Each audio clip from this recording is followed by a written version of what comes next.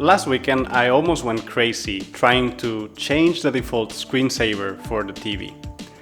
TV is just a Xiaomi Fire TV, so a mix of Xiaomi that builds the TV and then Amazon that does the software. But Fire TVs are just Android TVs, so I didn't expect that changing the default screensaver would be such a pain. By default, you can have a screensaver with pictures from Amazon, like the classic nature pictures that we all know, or also by default, you can shuffle your pictures from your Amazon account, like your own personal pictures. But there are no other options. And I didn't really want to upload all of my pictures to Amazon. I use immich to store my pictures and I'm happy with that. I want to own my pictures and I don't want to give them to Amazon, Google, or anything like that. And especially I didn't want to do that just to have screensaver. So I researched a bit what other alternatives I had. And really not many. I've tried every single app that promises custom screensavers on the TV, and only one really worked. The requirements that I was looking for, and probably you want to if you are going to do something similar, are: I want to have the pictures on the server. I already have a server. It's here in the local networks and it's also exposed to the internet, but the pictures should be stored there. I didn't want to store the pictures on a hard disk and connect it to the TV or anything like that. That would have been an option, by the way. But I'd rather not do it because I don't want to have to update the pictures there or anything. So I want the pictures that I use and that I already have in the server that immich uses, I want those same pictures to be used, to be consumed by the screensaver. I didn't really care how to get this. So it could be an FTP directory, it could be a Samba share, it could be an HTTP listing, don't really care about that. So I was open to alternatives, but the conditions are the pictures should be only stored in the server where they are already, the TV should connect through the internet or through the local network to that server to fetch the images, and that's it. I was willing to pay for an app and I was willing to try different alternatives. So what did I learn and what did I discover?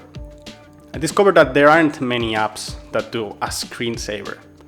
First of all, the first learning is that you cannot change easily the screensaver app. Before, you used to be able to select, okay, I want to use this app as a screensaver. Currently, you can't. Amazon only gives you the option in Fire TVs to choose either the stock gallery pictures or your own pictures from Amazon Photos or however it's called. Nevertheless, there is a way of changing the default screensaver app. So if you connect to the TV with ADB, the Android debugger command line thing, you can change that stuff.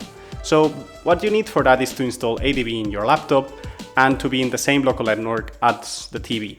You have to go to the TV and enable the developer settings and enable remote or wireless ADB connections.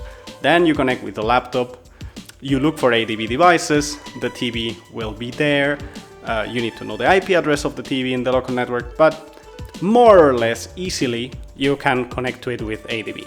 Once you are connected to the TV through ADB, you can send some commands to disable the TV from shutting down, because that you can't really change in the settings. I want to have the TV on all the time. Whenever I want to turn it off, I will do it myself.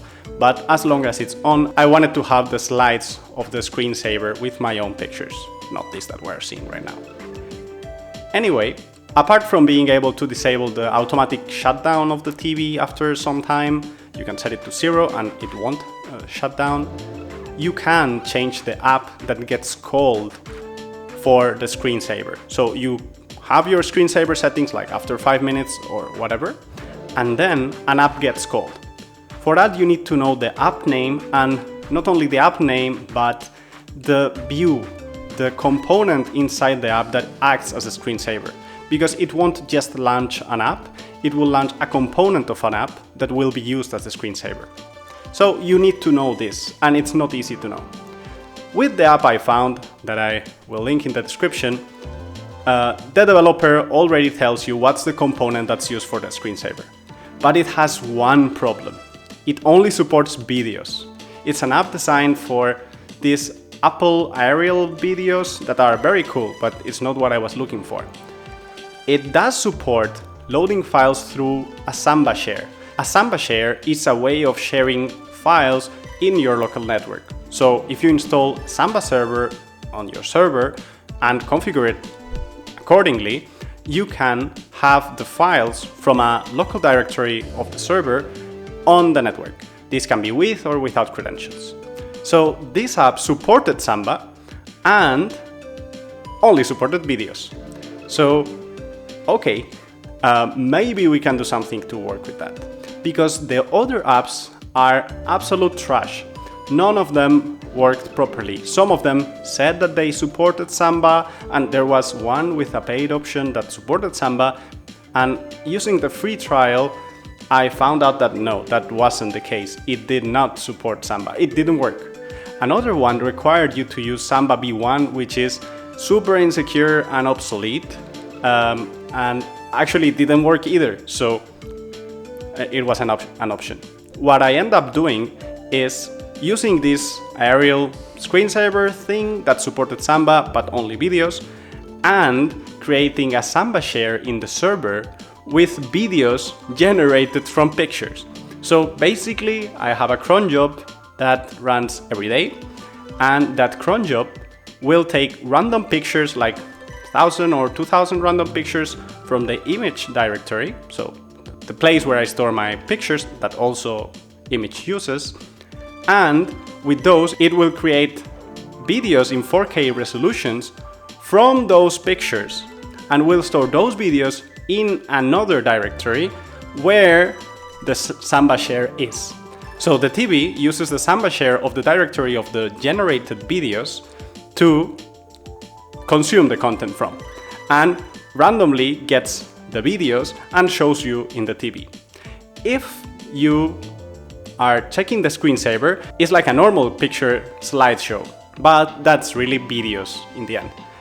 Is this great? No, but it works, and it's the best solution that I could find until now. There are some additions to this script. So there's a script that converts the pictures into videos for the screensaver to use, but you might also say, okay, won't that directory blow up at some point? You are just adding and adding pictures. Yeah, so there are two rules. If there are already 10,000 videos or pictures in the screensaver directory, the add new videos script will not run. And additionally, every day there's a script that removes all of the videos that have been consumed by Samba.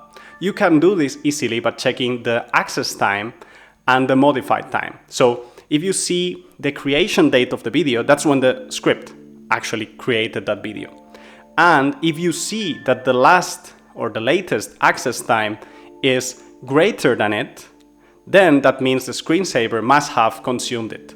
So you can remove the videos that have been already played so that you never get repeated videos, even if you have a lot and the chance of this happening is small.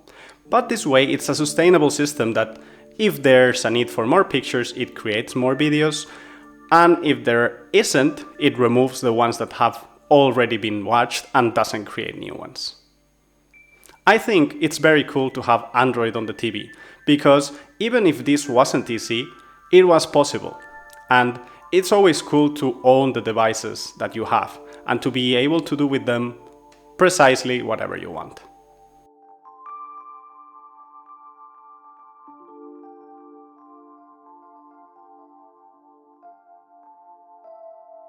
If you want to get this screensaver with your own photos for your TV, just check the description. In the description you will have all of the scripts and all of the configuration that you need to get this result. Do you know any way of improving this? Is there any other screensaver that supports Samba or any other file system over the internet that works directly with pictures? Is there any way to improve this or make the system more simple? Let me know in the comments.